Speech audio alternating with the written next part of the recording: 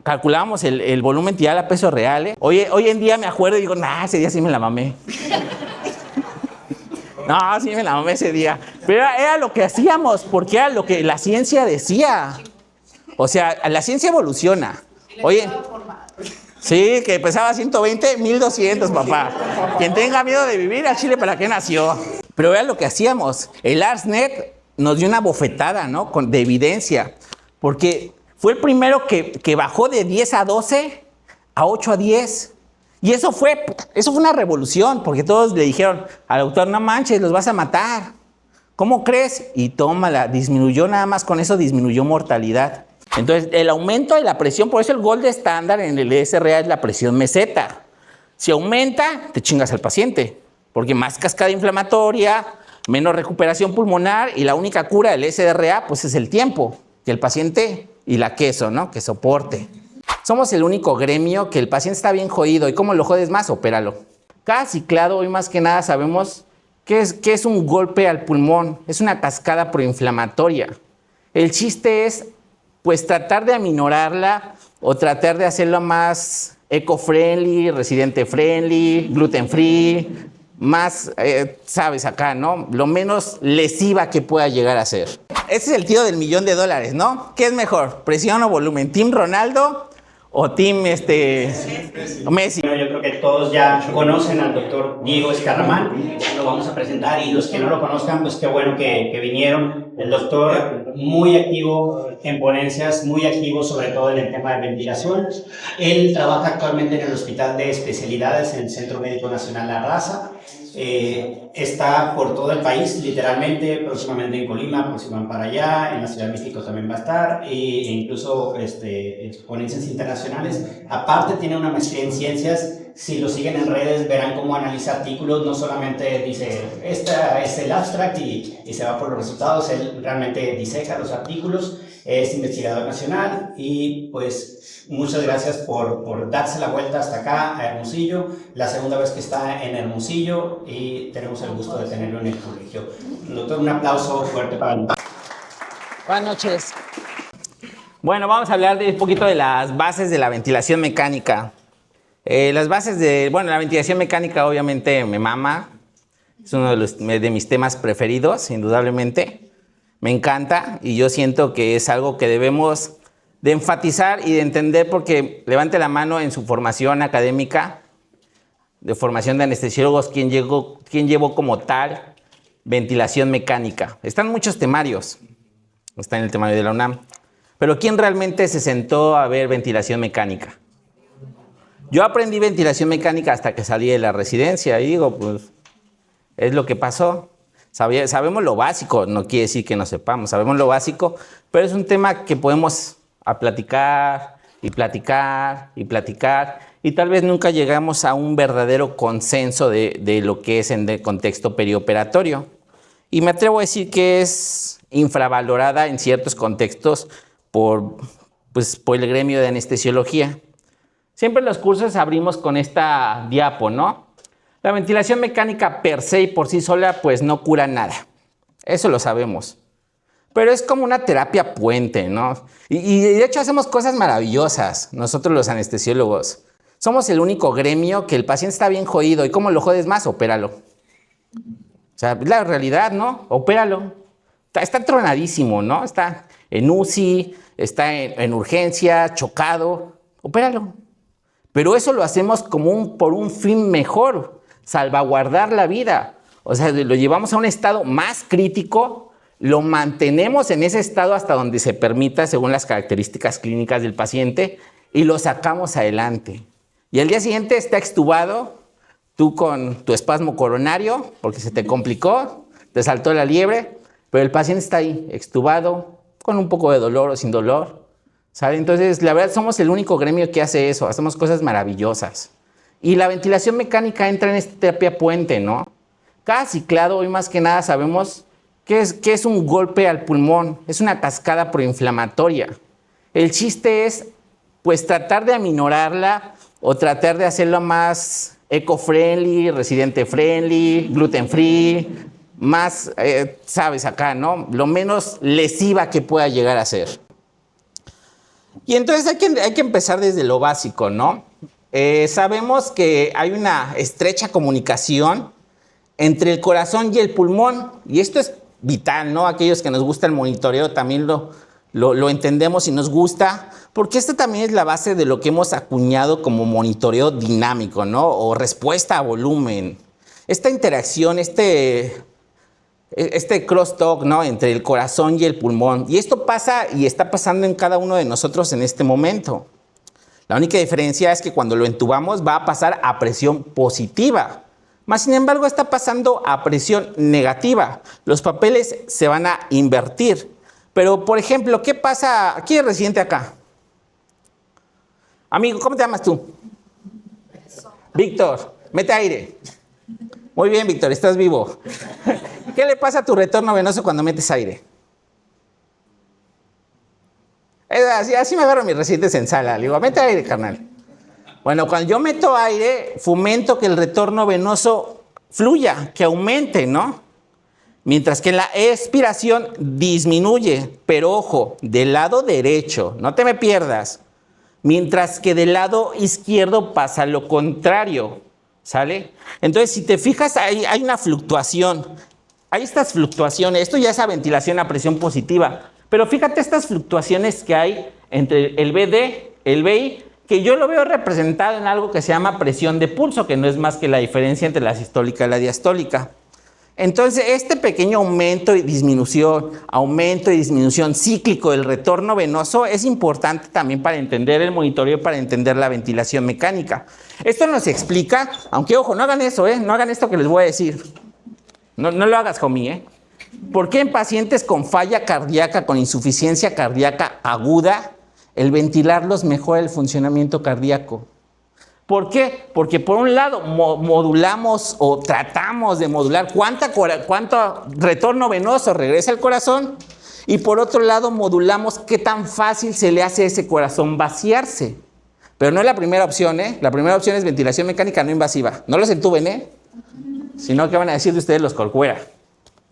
Pero esto te ayuda a entender eso, porque un paciente con falla cardíaca aguda, izquierda, le es más difícil, le es más fácil al corazón funcionar. Por estos cambios de presiones que hay. Y por eso también te va a ayudar a entender qué pasa cuando sacamos al paciente del ventilador y empieza a ventilar. ¿Qué pasa con la presión normalmente? ¿Aumenta o disminuye? Disminuye. ¿Por qué? Por los cambios de presión. Porque ahora de estar a presión positiva, el paciente pasa a presión negativa. Y entonces estas fluctuaciones se invierten. Y aguas con los pacientes con falla diastólica, porque esos pacientes son los que se te hipotensan y tu puta madre. Y otra vez le empiezas el vasopresor, ya cuando empieza con ventilación espontánea. Esto te ayuda a entenderlo. Estos cambios de presión ahora que pasan en el corazón, a veces los pacientes graves no los toleran. Y el paciente fracasa la extubación no porque no ventile, sino porque se colapsa el corazón. Por eso algunos fracasan, como yo en la vida, fracasandi. ¿Sale? Y bueno, el tiro del $1.000.000, ¿no? ¿Qué es mejor, volumen o presión? ¿Quién ventila aquí por volumen? ¿A poco no hay nada que ventile por presión? Ay, la doctora lo hace, la doctora.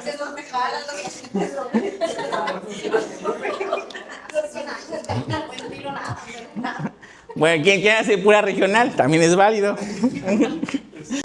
Muy bien, ese es el tiro del $1.000.000, ¿no? ¿Qué es mejor, presión o volumen? ¿Team Ronaldo o team Messi? ¿Quién es team Messi? ¿Quién es team Ronaldo, no? Bueno, hasta esta temporalidad, que es el 2017, este es el estudio más grande.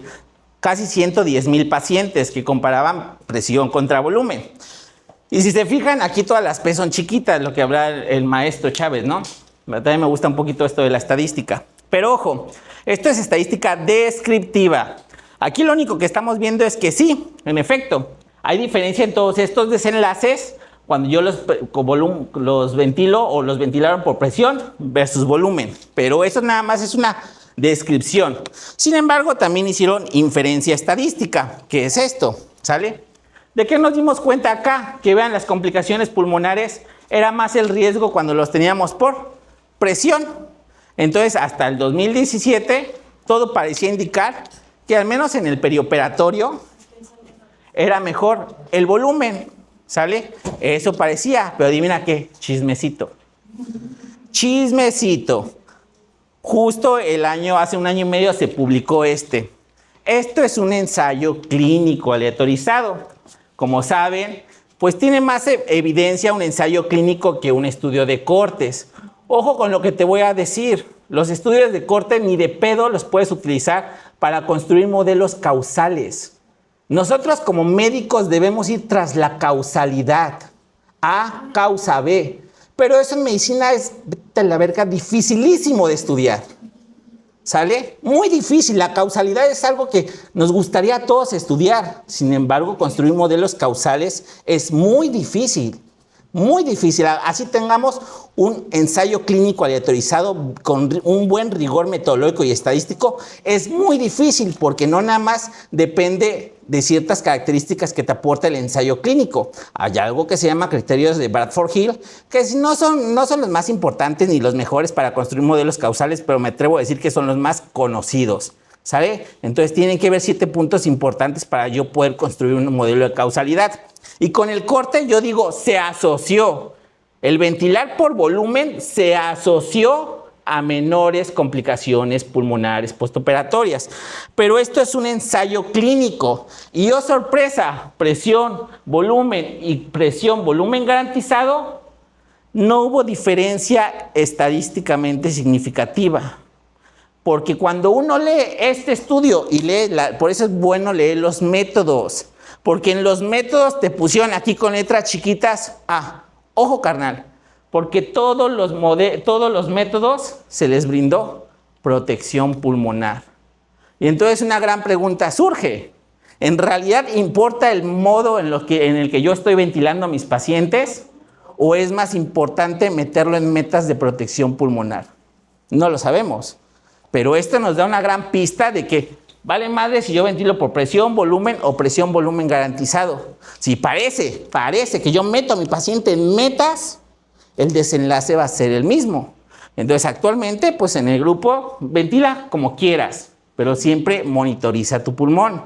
Es igual de bueno o igual de malo, dependiendo de cómo lo quieras ver tú. Y aquí viene cómo calcula el volumen tidal, ¿no? Peso ideal o peso predicho. ¿Quién es peso predicho aquí? ¿Quién es team peso predicho? ¿Cómo calculan volumen tidal? Entonces, peso ideal. Peso ideal, bueno. ¿Cuál es mejor? No lo sabemos. Otras cosas que no sabemos. Pero justo acabamos de publicar este estudio nosotros. ¿Sale? Ojo, este es un ensayo clínico piloto. ¿Sale? Con el piloto no puedes hacer conclusiones causales ni asociativas, pero son generadores de hipótesis, ¿sale? Y hacer un ensayo clínico pues le da cierto plus, ¿no? Pero ¿de qué nos dimos cuenta acá? Mira, 30 pacientes, IMC entre 30 y 35 para cirugía de cabeza y cuello. Esta es una tesis de uno de mis residentes. Espero que publiquen sus tesis, amigo, monitorizamos todo esto. ¿Y de qué nos damos cuenta acá? Que si bien hubo diferencia entre todos los desenlaces, esta diferencia no fue significativa, pero lo que más nos llamó la atención es que vean, el grupo de volumen a peso ideal se mantuvo un poco más estable. Vean, no hubo tanta variación en estos desenlaces. ¿Y eso por qué lo podríamos explicar? Que si bien el ARSNet, ¿sí se acuerdan del ARSNet? El ensayo clínico que sugirió y que aportó evidencia, porque antes... Sí, antes, cuando yo me formé, calculábamos el volumen tidal a peso real, Hoy en día me acuerdo y digo, ese día sí me la mamé. No, sí me la mamé ese día. Pero era lo que hacíamos, porque era lo que la ciencia decía. O sea, la ciencia evoluciona. Oye, sí, que pesaba 120, 1200, papá. Quien tenga miedo de vivir a Chile, ¿para qué nació? Pero era lo que hacíamos. El ARSNet nos dio una bofetada, ¿no? De evidencia. Porque fue el primero que bajó de 10 a 12 a 8 a 10. Y eso fue una revolución, porque todos le dijeron al doctor, no manches, los vas a matar.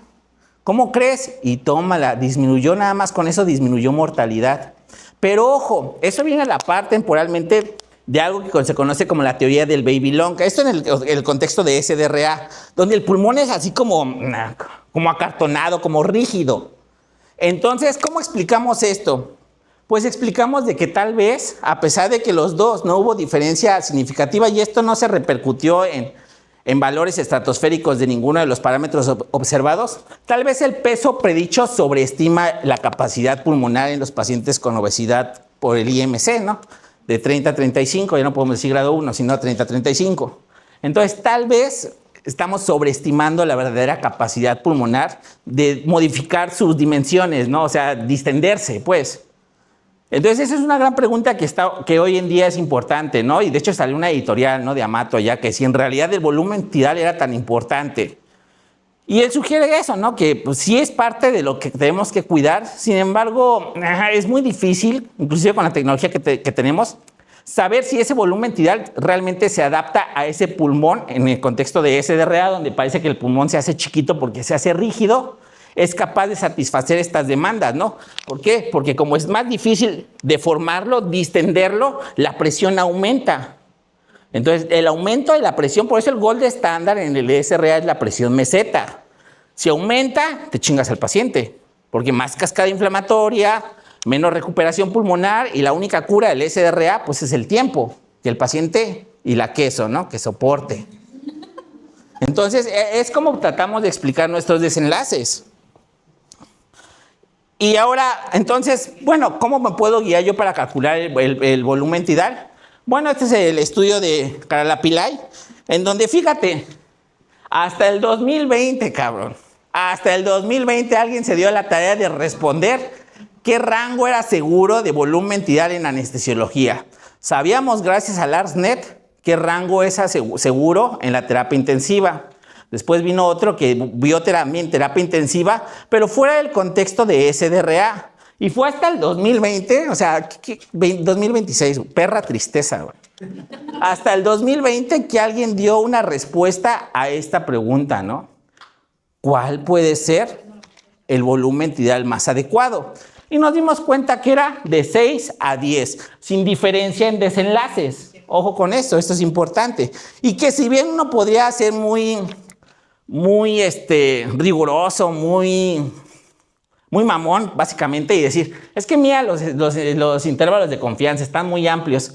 Pues sí, pero también, pues, la plausibilidad existe, la direccionalidad existe, pues es bueno, ¿no? Es lo que tenemos, 6 a 10. ¿Cómo sugerimos empezar entonces? 7 a 8. Si necesitas disminuir el volumen tidal para mejorar tu presión meseta, tienes un margen de irte para abajo. Si necesitas mejorar tu volumen tidal por X o por Y razón, tienes un margen de ir hacia arriba. Ojo, volúmenes intraprotectores, hablando de 4 menos, están asociados a más mortalidad, al menos en el contexto de terapia intensiva. Yo no conozco ningún estudio en anestesiología que se haya atrevido a hacer eso, pero no lo hagas conmigo, ¿eh? No lo hagas. 4 menos, jamás. ¿Sale? Porque aumentas mortalidad. Y ahora el PIB. ¿Qué onda con el PIB? El PIB algo tan intuitivo, ¿no? Pero tan mucho hablado, pero poco comprendido. Porque como platicaba hace rato con el maestro Isaac, ¿no? Podemos hablar de PIB y nos queda como que la idea muy básica, ¿no? O sea, una presión al final de la expiración. Pero a ver si les hago la pregunta, bueno, si la presión es una energía, ¿sale? Y si esa energía está dentro del pulmón, ¿quién la disipa? ¿Quién la absorbe? ¿A dónde se va? Porque hubo ahí un güey bien pinche loco que dijo, la energía no se crea ni se destruye, solo se transforma. Entonces, si esa energía está allá adentro, porque yo la estoy dejando, ¿a dónde va? ¿Mande? Pero si se fuera exclusivamente a los alvéolos, sobredistiendes todos los alvéolos. ¿Por qué los pacientes con IMCs altos toleran más PIB que los pacientes con IMC normal o bajos?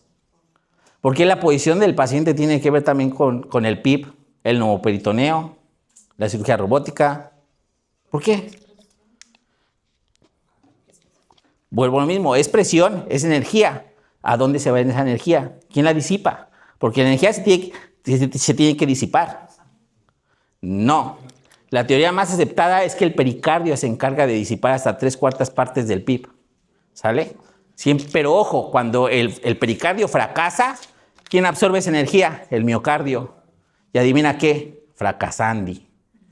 Fracasandi. Porque una vez que ya llevaste al máximo la capacidad de deslizarse del pericardio, que también sabemos que es como la pleura, cesa, la presión aumenta. ¿Ve? Todo aumenta. Y además te chingas el retorno venoso. Y por lo tanto, el gasto cardíaco cae. ¿Sale? Esa es de la teoría más aceptada. Pero al final de cuentas, perdón, la hipótesis sigue siendo una hipótesis. El PIB es algo bien interesante de platicar y poco entendido. Nos queda intuitivamente, sí, es una presión que pongo. Pero ¿cuánto puede afectar? Y la pregunta del $1.000.000, ¿hay un PIB ideal? ¿Hay un PIB adecuado? ¿Hay un PIB perfecto? Pues no lo sabemos. ¿Sale? Pero ¿qué sí sabemos? Fíjate. Y estos son de los dos estudios más importantes, ¿no? El IPROF y el PROVILO. Son estudios multicéntricos, uno español, otro internacional, que compararon ciertas características o ciertos abordajes, ¿no? O sea, igual un PIB fijo contra un abordaje que llaman open long, ¿no? O sea, reclutarlo y tratar de fijar el PIB a la mejor distensibilidad estática. ¿Y de qué nos dimos cuenta? De que pues no había diferencias. Esto se llaman curvas de Kaplan-Meier. Lo bonito de las curvas de lo bonito es que te hablan del tiempo. Lo malo que no ajustan a covariables, ¿sale? Nada más tienes aquí el tiempo, tu variable dependiente y tu variable independiente. Eso es una gran limitante de las Kaplan-Meier. No ajustamos a covariables. ¿Qué pasa con los IMC? ¿Qué pasa con las comorbilidades? ¿Qué pasa con la cirugía, con el neumo? ¿Quién sabe? Este modelo no me permite ajustar eso. ¿Sale? Pero ¿de qué nos dimos cuenta? De que pues no hay diferencia y aquí fueron 4 modalidades, ¿no? Con CPAP, con Open Long, con estándar, etcétera. Y entonces hay un PIB ideal, pero entonces ahora ¿qué nos dimos cuenta? Este estudio se llama el PROVIS. El PROVIS, que si bien trató de dar respuesta a esto con 2 grupos de PIB de 5 versus 12 más maniobras de reclutamiento, adivina qué pasó. Chismecito. Adivinen qué pasó en el grupo de 12 más maniobras de reclutamiento. Se hipotensaron más. Sí, o sea, así se pasaron de lanzas, ¿no? O sea, 12 más reclutar. Entonces, ve, el grupo de 12 más maniobras de reclutamiento necesitó más dosis de vasopresor, ¿sale? Y más de saturación. ¿Por qué? ¿Alguna vez alguien acá ha reclutado? Sí, ¿cómo reclutas, amigo? Presión de 30-35 por 15-20 segundos. Esa es la que... 30, no me sabía esa, yo me sabía la famosísima 30-30 o 20-20. ¿Y quién más ha reclutado? ¿Quién? Ajá. Ajá, él sugirió 20-20 y de ahí han ido 30-30. Actualmente hay algunos protocolos de 40-40, pero sí se me hace muy pasado de lanzas 40. Pero la tendencia actual es hacerlo de forma dinámica. O sea, hace ir modulando los cambios. Hay un delta hacia arriba y un delta hacia abajo, donde tú puedes titular, y ahorita vamos a ver un poquito de eso para tratar de entender. Aquí utilizar un modelo dinámico con la máquina de anestesio, ¿sale? Y vamos a ver cuánto tiempo te demora hacer eso, cuánta presión le estás metiendo, y eso nos ayuda a explicar por qué desaturan más y por qué necesitan mejor vasopresor. Y sin embargo, no hubo diferencia en mortalidad. Entonces la pregunta sigue siendo la misma. ¿Cómo chingados le hago yo para titular el PIB? ¿Sale? Pues la verdad no hay un modo mágico. Puedes utilizar muchas cosas, desde la curva presión, volumen, la driving, la distensibilidad, la FiO2, la saturación parcial de oxígeno. Ahorita vamos a hablar de eso, ¿sale? ¿Por qué? Porque, ojo, cuando hablamos de PIB, ten mucho cuidado con los pacientes hipertensos pulmonares. Mucho cuidado. ¿Cuáles son hipertensos pulmonares y cuáles abundan en México? ¿Quién cree que sean? Los obesos, papá. O sea, tú no necesitas como le dije al maestro, no necesitas un cardio que te venga a decir, oye, aguas que tiene riesgo de hipertensión pulmonar, cuidado. O sea, él ni por aquí le va a pasar, que eso puede impactar en la ventilación mecánica o en tu manejo. Pero tu responsabilidad es manejarlo entre que si son peras o manzanas, manejarlo ya con cierto grado de hipertensión pulmonar y por lo tanto cierto grado de disfunción cardíaca derecha. Entonces ve, si nosotros ponemos mucho PIB, este es un eco, ¿no? Ve aquí que vemos, que este BD está súper dilatado. Supone que debe ser más chiquito que el BI, pero ve, está súper dilatado. De hecho, el tabique interventricular se mete, la interdependencia ventricular. se mete, roba volumen al BI y por lo tanto este BI todavía se llena menos. De por sí que este ya está claudicando, ve nomás. Llegas y le pones 10 de PIB, pues ¿cómo te explico que te vas a poner el pie solo? Y el paciente se va, y es ese paciente que se empieza a hipoteensar, aumentar la frecuencia cardíaca, porque es como si fuera un taponade cardíaco, ¿sale? Y a ese BD le cuesta trabajo, está claudicando, le está costando trabajo de su funcionamiento, entonces hay que tener muchísimo cuidado acá. Y hay contextos, de hecho, en donde se recomienda 0 PIB o CPIB, ¿no? Y los contextos son 3 muy específicos, normalmente. ¿Por qué? ¿Cuáles son esos contextos? Parada cardíaca. Cuando tú estás pensando en choque hipovolémico y la TEP. Esos 3 contextos, lo primero que haces es quitar el PIB. Cuando tu paciente, cuando desgraciadamente en cirugía o en el acto quirúrgico le dan una vena que se llama aorta, no sé si la han conocido, pero luego pasa de que le dan a la vena aorta y empieza el sangrerío y los quirúrgicos luego ni te dicen nada más escuchas y tú ya valió madre, ya valió madre y ves cómo se va llenando. Entonces en ese momento túmbale el PIB a tu paciente, ¿sale? En lo que resuelves la causa que pues es el choque. Ya le repones lo que tengas que reponer, fluidoterapia, sangre, lo que tú consideres, y ya otra vez vas titulando el PIB hacia arriba poco a poco, ¿sale? Entonces, en esos contextos, cuando se... acá, ¿alguno ha metido hepatectomías? Cuando hacen el clamping, también te tumban el retorno venoso, el Pringle. Entonces, ahí yo también le tumbo el PIB. Porque se te va... Primero se hipertensa, ¿no? La fisiopatología del clamping. Y después, ¡pum!, se te va hacia abajo. Entonces, yo le tumbo el PIB también. Y en la reperfusión, también le tumbo el PIB. Porque le llega tanta sangre al corazón que esa presión puede, esa es igual y es una chaqueta mental mía, pues, pero mi racional es de que puede aumentar tanto el volumen que claudique el BD, y estos pacientes ya vienen con cierto grado de disfunción del BD, los hepatópatas, acuérdate, renales, hepatópatas y obesos, ya traen claudicando el BD, sale por la sobrecarga, por el síndrome hepatopulmonar, el portopulmonar, etcétera, etcétera, etcétera.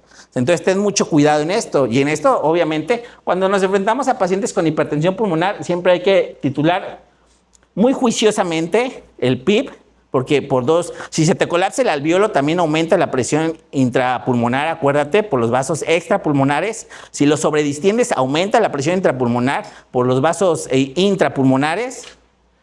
Evitar la hipercapnia, y esto va de la mano con evitar la acidosis. Entonces, ten mucho cuidado con esto, ¿vale?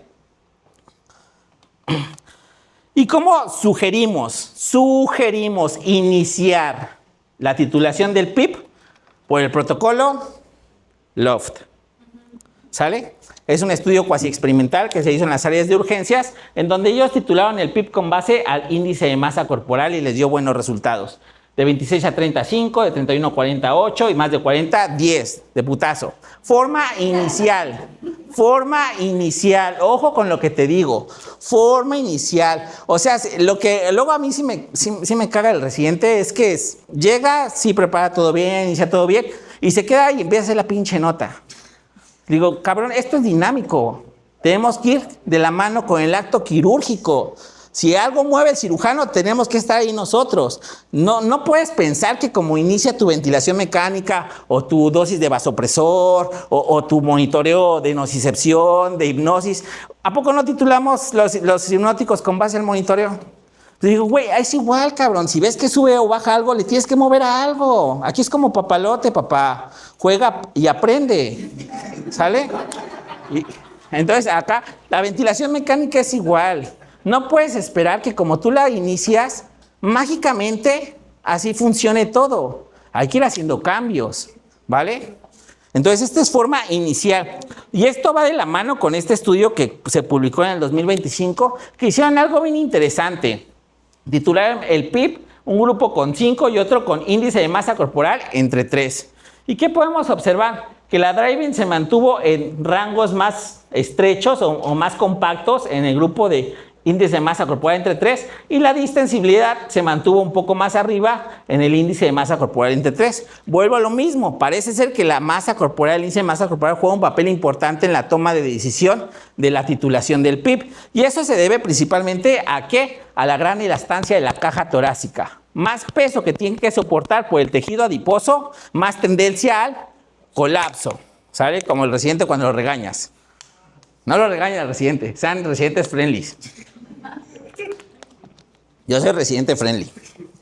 ¿Sale? Más peso acá, más tendencia al colapso. Ahora, ¿cómo podríamos determinar quién es candidato a una maniobra de reclutamiento? ¿Cómo? ¿Alguna vez les ha pasado de que el CO2 marca algo, le toman una gasometría y es totalmente diferente? ¿Nunca les ha pasado eso? Y lo primero que decimos, estás calibrado. Sí. Obvio. No, carnal, no. Ya, yo también lo he hecho. ¿Mande? Che biomédico, no lo calibró. No, en cierto, obvio, si el contexto es adecuado, por ejemplo, un paciente con IMC alto, para una nefre en navaja sevillana, si el contexto es adecuado, te puede hablar de que estás perdiendo áreas. O sea, si el alveolito está colapsando. Y es ese paciente, y no me digan que no les ha pasado, porque a Chile a todos nos ha pasado. Ese paciente que a lo mejor empiezas con un FIO2 de, no sé, de 70 y satura 94, 95. Y conforme pasa la cirugía, la saturación va cayendo, y tú vas subiendo el FIO2, Y tú, ¿pero qué está pasando? Pues se te está atelectasiando. Ojo, es un diagnóstico diferencial. No te estoy diciendo que a fuerzas pase eso. Pero si el contexto es adecuado, si ciertas características clínicas y todo, no es descabellado pensar que esa necesidad, esa tendencia de aumento del FIO2 para mantener cierta saturación parcial es un reflejo del colapso alveolar. Entonces, tal vez ese paciente sea candidato al reclutamiento. Y existe la prueba, ¿no? La prueba del FIO2 al 21%, que lo dejas en 21% por 2 a 4 minutos o 3 a 5 minutos y ves cómo se comporta la saturación. Aquí te marca 94, otros autores sugieren 92, 91. Pero si de plano te cae a 70, ni le busques, papá, ya perdiste el pulmón, güey. ¿Ya? Nos agarró papá comiendo camote. Ya lo perdimos. ¿Sale? En contexto adecuado, vuelvo a lo mismo, ¿eh? No crean que, el doctor Escarramán dijo que todo. No. El contexto es importante. ¿Sale? Pero es una prueba que ha demostrado ser reproducible, económica, al alcance. Si ves que de plano al minuto ya se te bajó a 88, pues ya, pues obviamente le vuelves a subir. Pero ese paciente tal vez sea candidato a reclutamiento alveolar. En el grupo no somos tan fans de esto del reclutamiento, ¿eh? Por ejemplo, alguna vez tuvimos algunas pláticas con doctores chilenos y españoles y ellos sí son fan from hell del reclutamiento alveolar. Entuban, reclutan. Van a extubar, reclutan. En medio, reclutan. Van por un café, reclutan. Manda al residente por la comida, reclutan, güey. Antes de irte por el desayuno, güey, reclútalo. Entonces ellos sí reclutan bastante. Vuelvo a lo mismo, la verdad es que no sabemos qué es mejor. Yo prefiero titular el PIB a la alza sin repercusiones en la hemodinamia, que haya hipotensión o taquicardia, sin que haya repercusiones en el bucle de presión-volumen. Prefiero titular el PIB un poquito a la alta que hacer maniobras de reclutamiento. Pero ojo, ese soy yo. No, tampoco quiero que aquí hagan lo que yo digo, porque luego hay gente de, es un evento, quieren que haga lo... No. Lo que haga, nada, me vale madres. Yo te vengo aquí a aportar evidencia. La responsabilidad de seguir leyendo y seguir formándonos y tratar de hacer lo mejor por nuestros pacientes es de cada uno. ¿Sale? Aquí aportamos herramientas para la toma de decisiones. No te vengo, ni es mi objetivo decir qué hagas o qué no hagas. ¿Sale? Aquí es un poco de si alguien tiene evidencia más actual o quiere debatir, pues nos vamos a la madre allá afuera. No es cierto. Con mucho gusto debatimos. ¿Sale? Pero esto es evidencia. Y esto es la forma de titular dinámica que te platicaba. Hay un delta up y un delta down. Lo puede hacer tanto manual, algunas máquinas de anestesia ya lo traen.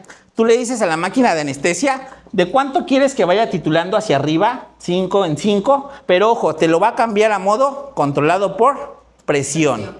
Y le fijas el punto máximo y el tiempo. ¿En cuánto quieres? Entonces, imagínate cuánto tiempo fue aquí, 1 minuto, 2 minutos, casi 3. Pues, ¿cómo no quieres que se te desature, papá? Es el que ocupaban en el Provis. ¿Cómo no quieres que se te hipotense? 12 de PIB más toda esta presión. ¿Eh? Sí. Llama, amor. Pues sí. Y tú, ojo, cuando va al delta down, te lo cambia volumen control. Y esto lo puedes hacer tú de forma manual. Cambias a volumen y con tu cronómetro va subiendo, va subiendo, va subiendo hasta llegar al punto que tú consideres. No hay regla. Y poco a poco, normalmente la de escalonada, es el delta down es más corto o más bajo que el de hacia arriba. Aquí fue de 3 en 3. Y el procedimiento lo haces 2 veces, porque en cada escalonada vas midiendo la driving o la distensibilidad, lo que tú consideres, ambas son igual de buenas. Vas midiendo y resulta que aquí fue la mejor, pero tú la vas a bajar, la vas a bajar, la vas a bajar, la vas a bajar hasta 5. Aquí lo haces otra vez y ahora en la descalonada te fijas aquí y aquí lo dejas. ¿Sale? Esta es la forma dinámica de hacerlo. Pero como puedes ver, te toma mucho tiempo, ¿sale? Y el paciente se hipotensa. Entonces, recluta al que tú consideres que realmente se va a ver beneficiado de esta intervención. ¿Sabes? No digo que no se deba de hacer, pero yo creo que hay que ser muy juiciosos de decidir a quién hacérselo. Lo que platicamos y la hiperoxemia, bueno, el oxígeno. El oxígeno, sin duda alguna, hoy más que nunca sabemos que no es tan bueno como pensábamos, ¿no? De hecho, nos oxidan, no. ¿Sabían que algunos físicos se preguntan si realmente existe el tiempo? O que lo que en realidad vemos no es más que el proceso de oxidación de los cuerpos, porque nos envejecemos porque nos oxidamos, ¿no? Y por los telómeros.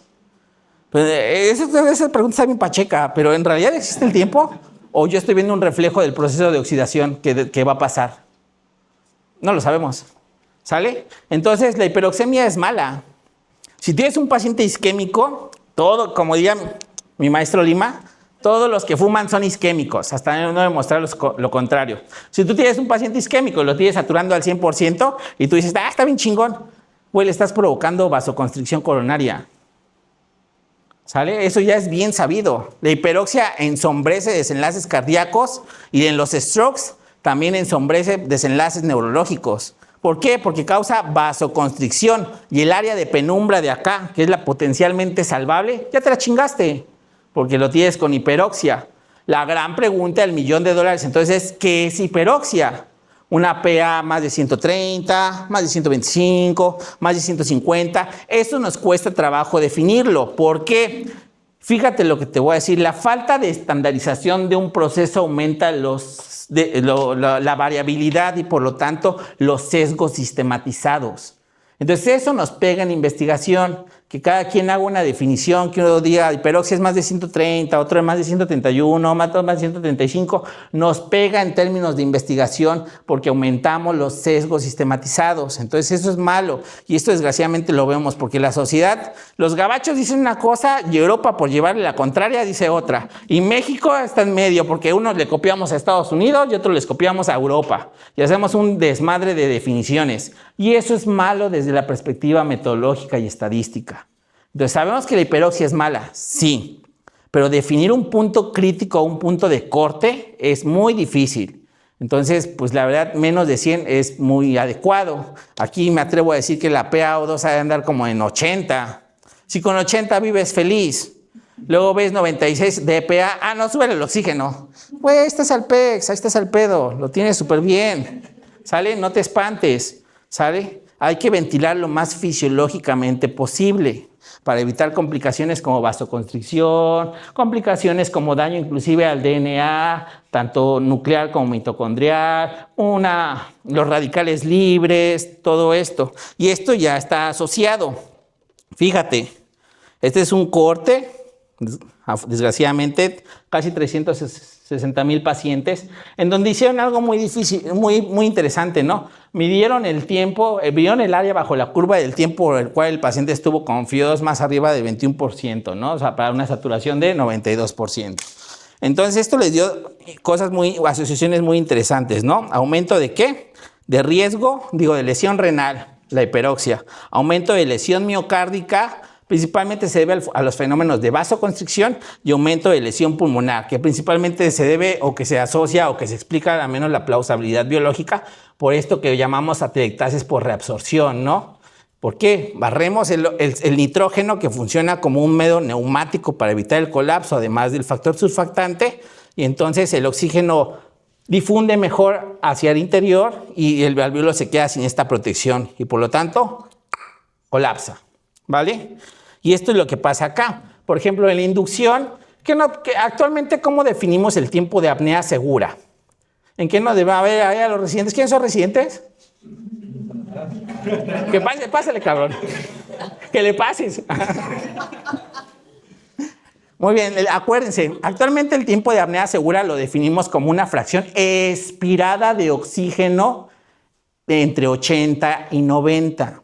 Cuando nosotros hacemos la inducción y esto que acuñamos como preoxigenación, debemos de ver la fracción expirada de oxígeno, porque ese es un reflejo de la concentración alveolar de oxígeno. Yo no lo quiero llevar a 100% porque aumento el riesgo de atelectasias, pero tampoco lo quiero llevar a un 60% porque corro el riesgo de no brindarle un tiempo seguro de apnea a mis pacientes. Obviamente va a haber pacientes que necesiten el 100%, ¿no? Aquellos que ya estén más para allá que para acá, SDRA, que estén chocados, o sea, yo no digo que no, pero afortunadamente yo creo que es la minoría. La mayoría podemos lograr esta meta con un FIO2 entre 80 y 85, sale en 3 a 5 minutos. Entonces, fíjense en la fracción expirada. Cuando ustedes llevan su fracción expirada a 74, 75, ahí es un tiempo de apnea segura. Ahí ustedes ya si están monitorizando el TOF mejor, si ya tiene TOF de 0, una fracción expirada de oxígeno de 74, 75, ahí entubo, ¿sale? Para evitar este riesgo de ¿qué? De por un lado, no brindarle este tiempo de protección adecuada y por el otro lado aumentar el riesgo de atelectasis por reabsorción, ¿sale? Entonces, si sus máquinas de anestesia tienen esta tecnología, pues hay que utilizarla y acá vemos cómo conforme pasa el tiempo podemos lograr esta fracción expirada, ¿no? Adecuada. Pregunta, sí, en buena onda, ¿quién es residente? Tu amigo, ¿cómo monitorizas tu pulmón? Bueno, no el tuyo, el de tu paciente. No, el doctor. Perdónenme, no, mi doctor, con usted es con el residente. Muy bien. ¿Quién más es residente? ¿Nadie más? Ya, señálelos, doc, señálelos con el dedo. Señálelos con el dedo. Hola, doctora. Oli. ¿Por qué tiene miedo, doctora? Un mensaje. ¿Cómo monitoriza su función pulmonar, doctora, del paciente? ¿Cómo monitorizo la función pulmonar? Allá con el doctor con la CAPNOS, muy bien. ¿Y usted? También CAPNOS. ¿Usted, doctora? Lo que llega a ella. Muy bien, la CAPNOS. Y esto es algo bien interesante, ¿no? Y todos los cursos nos enfrentamos a esto cuando decimos, bueno, cuando vamos a terapia, a recuperación, le entregamos al paciente y decimos, bueno, signos vitales dentro de parámetros normales, mi doc. Medias alrededor de 70, 80, frecuencias 60, 100, mi doc, uresis adecuada. ¿Y el pulmón? Pues, no, y es neta, ¿no? O sea, y el pulmón. Obvio, esto no es lo único que hay que monitorizar, ¿eh? O sea, tampoco. Pero es una herramienta más para tratar de mejorar los desenlaces de los pacientes. O sea, la ventilación mecánica no es ni lo único ni lo mejor. Es una realidad. Pero todo forma parte y todo suma para tratar de mejorar nuestra chamba, ¿no? Y sacar adelante a nuestros pacientes. Entonces, algo tan sencillo, y yo a todos mis residentes siempre les hago monitorizar la función pulmonar con la driving. Cada hora, cada 45 minutos le digo, güey, si no está aquí la driving en la hoja cada 45 minutos y cada hora, te va a cargar la chingada. Y si lo hacen. No sé por qué, pero sí lo hacen. ¿Sale? Entonces, esto es importante, ¿no? La función pulmonar también suma, igual que la cardíaca, igual que el BIS, igual que lo que ustedes quieran, todo suma. El TOF, todo suma. ¿Sale? Y acá, ¿de qué nos hemos dado cuenta? De que sí, la driving pressure parece ser que es una herramienta adecuada para monitorizar la función pulmonar y para tratar de ¿qué? Tratar de mantenerla en metas para disminuir el riesgo de complicaciones pulmonares postoperatorias, ¿no? La pregunta del $1.000.000 es, bueno, ¿cuánto puede ser una driving adecuada en perioperatorio? ¿Sabemos cuál es o tenemos una muy buena idea de su valor en el SDRA? 13, 14. Bien. ¿Y en perioperatorio? Hay que recordar que en perioperatorio los pulmones son más complacientes, ¿no? Gracias a Dios, y Dios nos libre de pasar el de pancreatitis, ¿no? Que le van a hacer una necrosectomía, porque ese cabrón ya tiene SDRA. Y todavía le van a quitar ahí todo lo que está inflamado. No manches, se ponen súper rudas esas cirugías, ¿no? Lo tienes que cuidar la ventilación, la hemodinamia. Dios nos libre de pasar el SDRA, que por X o por Y razón necesita entrar a quirófano, ¿no? Porque esos días sabemos que los putazos se van a poner cabrones. Pero afortunadamente desde la perspectiva pulmonar son más complacientes, más buena onda. Y la gran pregunta está en el aire. ¿Cuánto puede ser un punto adecuado? Algunos autores sugieren que hasta 20, ¿no? 18, 19. Nosotros, al menos en el grupo, sugerimos 18. Máximo, así rayando, 19. Y aquellos que meten cirugía bariátrica no me dejarán mentir, pero a veces meter al paciente en 19 de driving es un pedote. Sí, se te va en la posicionada, en el neumo, se te va a 25 la driving y tú, puta madre. Ahí andas titulando mejor el volumen tidal o subiéndole al PIB para tratar de meterle en metas. 18, 19 se considera, pues yo consideraría un adecuado valor, ¿no? Y entonces, ¿por qué? Porque sabemos que cuidando la driving indirectamente podemos mejorar los desenlaces pulmonares de nuestros pacientes.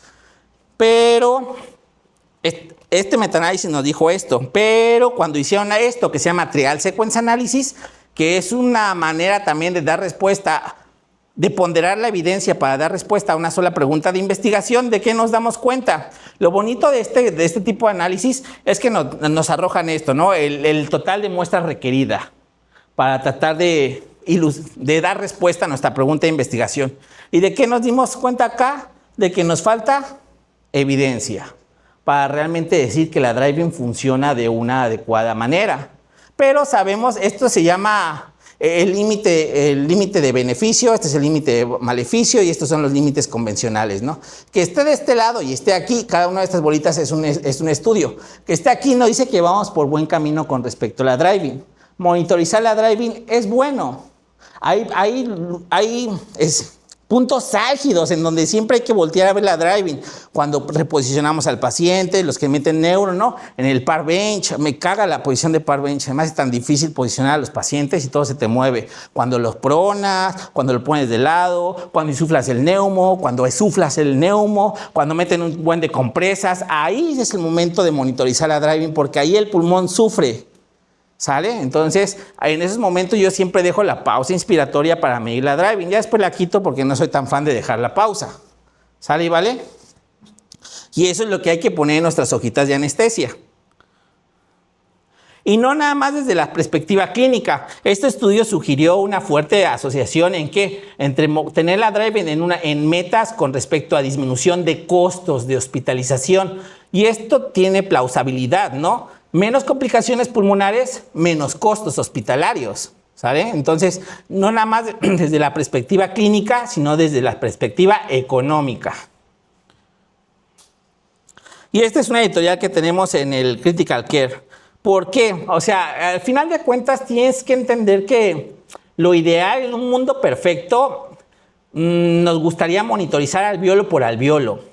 O sea, ¿pero cuántos alvéolos tenemos? Entre 8 y 12 millones. O sea, no existe, no tenemos una tecnología así. Porque tienen que entender algo. La ventilación mecánica no es homogénea. Siempre va a haber áreas que estés perdiendo y eso no lo puedes evitar, hagas lo que hagas. Y va a haber áreas que estés sobredistendiendo. Pues esto no es homogéneo. El modelo gravitacional o mal llamado de Wells no existe. Si no, ¿cómo los astronautas pueden respirar si están en gravedad cero? ¿Nunca se han hecho esa pregunta? ¿Cómo pueden ventilar y perfundirse si están ahí, hasta están flotando ahí? ¡Ah! Porque ese modelo estrictamente no existe, pero lo vamos a seguir utilizando. ¿Por qué? Porque se adapta bien a las observaciones que hacemos, porque es fácil de entender, ¿sale? Pero no es perfecto. Ningún modelo es perfecto, pero algunos funcionan. ¿Sale? Y entonces, ¿qué entendemos con esto? Que lo ideal sería medir alveolo por alveolo, pero eso es imposible. Y entonces, así, lo que hacemos en esta editorial nosotros es alusión a que el pulmón se comporta como un líquido. Hay algo que se llama mecánica de fluidos. Es súper pacheco estudiar los fluidos porque los fluidos parecen estar vivos. ¿Y a qué me refiero? A que si yo tomo este vaso y lo sirvo, a pesar de tener la misma altura, el mismo volumen, la misma fuerza, la misma inclinación, la misma humedad, la misma todo, el agua siempre va a caer diferente. Entonces, es imposible estudiar los líquidos así, porque deberíamos estudiar molécula por molécula, pero ¿cuántas moléculas hay en 2 mililitros? Pues millones. Entonces, ¿qué hicieron los físicos? Toman un pedazo que sea representativo y lo estudian y lo equiparan. Eso se llama teoría del medio continuo. Y pasa lo mismo con la driving. La driving no te dice exactamente cómo están todos los alveolos, pero te arroja información de cómo se está comportando el pulmón de forma general. Vuelvo a lo mismo. ¿Va a haber áreas que perdemos? Sí. ¿Va a haber áreas que estamos sobreextendiendo? También. Pero en promedio, en general, ¿el pulmón está trabajando bien? Pues sí. Con eso me quedo yo. Tenemos buenas aproximaciones, ¿no? La tomografía por impedancia, el balón transesofágico, pero ninguno te dice exactamente cómo están todos los millones de alveolos que tenemos. ¿Sabe? Entonces es lo que hacemos alusión en esta editorial. Y también, Safo, no es mío, ¿eh? Y esta es una editorial del doctor Guerrero, ¿por qué? Volvemos a lo mismo. Nosotros somos la única especialidad que si el paciente estaba poquito malito, lo llevamos a estar muy malito durante la cirugía. Lo mantenemos así, lo despertamos y todavía se lo dejamos a nuestro compañero en recu, ¿no? Y córrele porque ahí me voy, porque ya tengo que checar. Bye. Ahí te encargo, ¿eh? Ponte chingón, porque te estoy entregando bien. Entonces, por allá del 2014, Gattinoni sugirió un término que se llamaba SDRA-like. Gracias.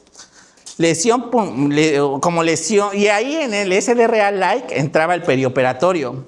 Porque durante el perioperatorio el pulmón, consciente o inconscientemente, se comporta como si tuviera SDRA. Y lo manejamos así. Subimos a lo mejor un poquito el PIB, bajamos un poquito el volumen tidal para disminuir presiones. Entonces, consciente o inconscientemente lo manejamos así, pero si afortunadamente me atrevo a decir que más del 90% lo llevamos al SDRA-like y lo regresamos a un funcionamiento adecuado. Y esa es la magia que solamente los anestesiólogos tenemos. Porque yo tengo amigos críticos muy buenos que admiro y respeto mucho, pero nadie es tan loco como para decirle al paciente que está bien vergueado, vamos a operarlo. ¿Saben? Entonces, de acá la importancia. Al final de cuentas, nuestro objetivo es evitar las complicaciones pulmonares postoperatorias. Pero ojo, la ventilación mecánica perioperatoria suena muy bonito, es muy padre, es súper padre platicar eso, a mí me apasiona platicar de esto. Pero el perioperatorio no es lo único, ¿eh? Y de hecho, las complicaciones pulmonares postoperatorias son muchísimo más frecuentes, afortunadamente, que las cardíacas. Pero ¿qué diferencia hay de que el pulmón sale con, sin y a pesar de los médicos? ¿Sale? Estos estudios nos han hablado de la evolución de este conocimiento. El primer estudio grande que se hizo en términos de complicaciones pulmonares fue el ARISCAT. Yo creo que muchos utilizamos ARISCAT. ¿Sale? Para evaluar el riesgo. 6.2. Hasta el último, ¿qué es? Las Vegas. Hay otro que es cirugía robótica y laparoscópica que se fue hasta 17 el porcentaje. ¿Saben? Entonces, si se ven, va a la alza. Y no es va a la alza porque hayamos empeorado nuestro manejo perioperatorio, sino que ya somos más conscientes de lo que estamos haciendo. ¿Sale? Entonces, eso es una llamada. Es un llamado a seguir mejorando. ¿Sale? Porque pasa con, sin y a pesar de los anestesiólogos. Afortunadamente, son complicaciones que mejoran por sí solas. Pero vuelvo a lo mismo, tener la driving en metas también le pega al término económico. ¿Sale? ¿Y por qué digo esto? Porque mira, esto es ventilación protectora. Todas estas intervenciones son ventilación protectora. No te quedes con la idea de que ventilación protectora solamente es quirófano. En un mundo ideal, la ventilación protectora inicia con tu valoración preanestésica. ¿Con qué? Fortalecimiento de músculos inspiratorios, ejercicios expiratorios, mucolíticos, esteroides si el paciente lo amerita. Eso es ventilación protectora. Llevarlo al evento quirúrgico lo más estable o lo más optimizado que nosotros podamos y continuar en el postoperatorio. CPAP, BiPAP, B-Level, ¿sale? Ejercicios respiratorios, movilización adecuada, analgesia adecuada. Todo esto es ventilación protectora. ¿Sale? Entonces, esto, lo que estamos platicando, lo que platicamos aquí, es solamente una parte de lo que acuñamos protección pulmonar. Pero en realidad protección pulmonar es todo, ¿vale? Y lo vemos también acá. Todas estas intervenciones, ERAS, mucolítico profiláctico, CPAP postoperatorio, fisiología respiratoria, analgesia, fluidoterapia. Hasta la fluidoterapia es ventilación protectora, ¿sale? Entonces, no hay que quedarnos con que nada más el perioperatorio cuenta. Cuenta todo para tratar de mejorar los desenlaces de los pacientes, ¿vale? Y este es un consenso que se hizo, de hecho es el último, 2019, que dio estos puntos, pero tristemente ve la calidad de evidencia, baja, moderada, baja, moderada, baja. Y esto me atrevo a decir que no ha cambiado. Esto también es un llamado hacia nosotros fortalecer estas áreas que tenemos de oportunidad con los residentes acerca de que, güey, la anestesiología es una ciencia, ¿no sabías? Chismecito. Y como tal, nos tenemos que apegar a algo que se llama método científico. Y como tal, debes de entender estadística y métodos. Es lo que yo digo a mis residentes. Yo siento que mis residentes tienen pavor cuando entran a revisión de artículos conmigo. ¿Mande? Pero aprenden, y aprenden mucho. Entonces, es una llamada y es una área de oportunidad impresionante que tenemos con el residente, ¿no? Enseñarle métodos, enseñarle estadística, para que se vaya familiarizando y tratemos de hacer investigación que realmente mejoremos la calidad de la evidencia, porque, ojo, esto no es nuevo. Inclusive te puedo decir que la AJA, la mayoría de recomendaciones son bajas de nivel de evidencia. Y eso es una llamada de qué chingados estamos haciendo entonces. ¿Baso mi actuar en realidad en una evidencia baja? Pues sí, sí lo hacemos. Triste, pero cierto. Y esto lleva años, ¿eh? No es algo nuevo, ni aquí descubrí el ombligo del mundo, no. Esto desde el 98 nos dimos cuenta y es 2026 y seguimos produciendo eso. Hay muchos aristas que estudiar. A mí como investigador me exigen cantidad, no calidad de investigación. Entonces, desde ahí también es importante, porque la calidad de la investigación toma años. Pero a mí me evalúan cada cierto tiempo, entonces yo tengo que producir. Entonces, desde ahí no hay remuneración adecuada. Y no es un problema de México, pero en los programas que si bien hay módulos de estadística y métodos, nadie les enseña a los residentes. Algunos adscritos salimos y tampoco ya nos empezamos a familiarizar con esto. Entonces esto tiene muchas aristas de las cuales tenemos que trabajar para mejorar, ¿no? Es un área de oportunidad muy importante. Y de hecho este año, este consenso ni siquiera tocó estos temas, ¿no? El FIO2, el poder mecánico o el destete, ¿no? Que es importante. Que también es triste que hasta el 2023 la ASA haya dicho que, güey, el periodo de extubación es importante, ¿eh? Por si no sabías.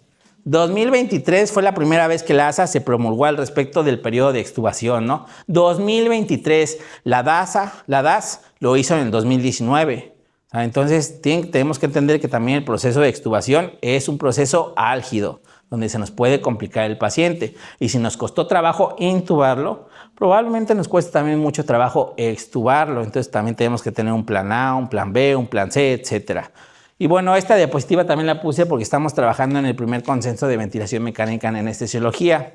Reunimos una mesa de expertos, todos mexicanos, afortunadamente hubo una buena respuesta, todos expertos, todos con publicaciones, todos con cursos, y vamos a presentar los resultados en el Comexani, ¿sale? Y además vamos a hacer un buen paper para tratar de publicarlo en una revista importante. Pero es importante porque como mexicanos debemos de alzar la mano, ¿sale? Saber qué estamos haciendo, dónde estamos parados para saber hacia dónde vamos, ¿vale? Y bueno, ¿dudas?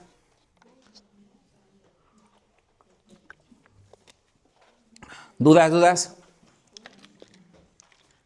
¿Otra duda? Ya, déjenla. Ya, suéltenla, está muerta. Bueno, ¿seguros que no tienen dudas? ¿Quejas, sugerencias? ¿No? ¿Nada? ¿Seguros? ¿Ya podemos echar chela? Ya, pues vamos a echar una chela, ya, vamos a echar. Gracias por asistir, gracias por la invitación.